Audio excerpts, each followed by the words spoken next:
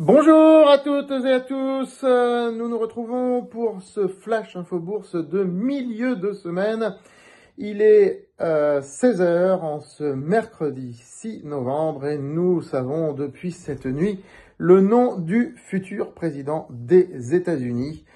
Et la première chose que je note, c'est la déroute complète, mais vraiment complète, des instituts de sondage et des médias mainstream qui nous disaient depuis des semaines et encore plus sur les derniers jours que ça allait être l'élection la plus serrée de tous les temps, encore plus serrée que Bush versus Gore en 2000, qu'on allait sûrement attendre des semaines avant d'avoir le résultat. Si bien que nous avions tous intégré ces informations, et quand je dis tous, c'est vous et moi, et les marchés financiers également, qui voyaient le VIX monter fortement parce que bon, il y avait une incertitude, qui voyaient le dollar baisser et l'euro remonter, parce que tout ça est évidemment, tout ça aurait été évidemment préjudiciable au billet vert.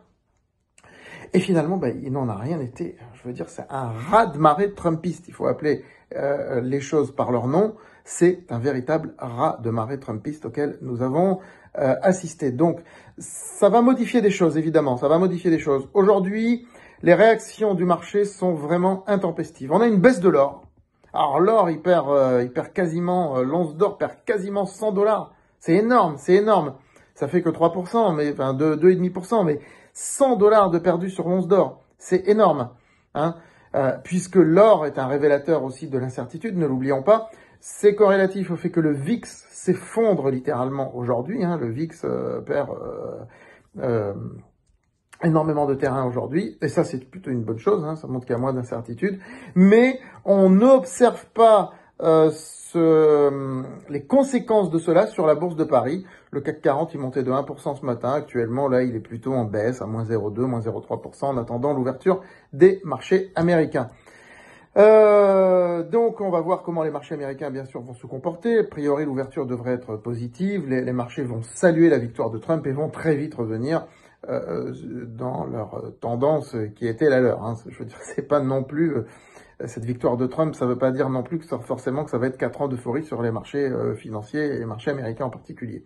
Voilà, on notera la hausse de Viridian qui a été recommandée par francebourse.com pas plus tard que la semaine dernière. Hein. Donc Viridian remonte parce que Trump va reprendre les forages, etc., etc.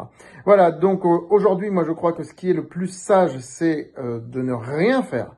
Parce qu'on est sur un marché qui est au lendemain d'une victoire, qui exulte pour certaines valeurs, qui, à l'inverse, panique sur d'autres, qui panique sur l'euro, par exemple. Voilà, donc je crois qu'il faut attendre de voir comment le marché va prendre ses marques. Et aujourd'hui, on n'agit pas, on attend, et on en saura plus donc dans les séances qui viennent et sur cette fin de semaine. Je vous retrouve bien sûr vendredi pour le point de fin de semaine. N'oubliez pas de vous inscrire sur cette chaîne YouTube francebourse.com et de liker, partager ces vidéos.